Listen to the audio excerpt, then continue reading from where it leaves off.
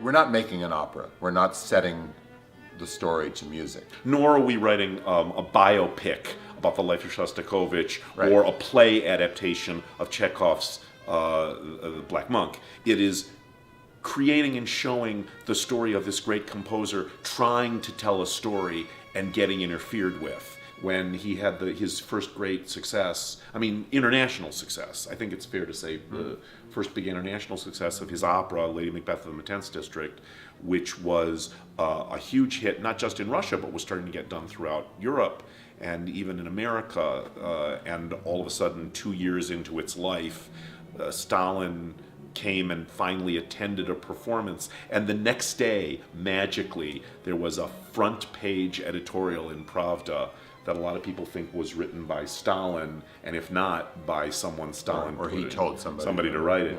A headline, "Muddle, Not Music."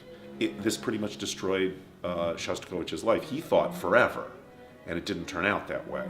But after that, it wasn't just worried about bad reviews. He packed a bag, put on his clothes, and spent the next several months in his clothes, sleeping on the landing of his stairway, using that suitcase as a pillow, waiting for them to show up and take him to the Lubyanka and put a bullet in the back of his head. But I think, Phil, you were talking before about he was already getting known, Shostakovich, Well, yeah, so it was harder to make him disappear. It was harder to make him disappear. Also, I think Stalin realized that he could use Shostakovich as a not only as a great composer, but as somebody that could write quickly, that was good at writing film scores, that could supply music for propaganda.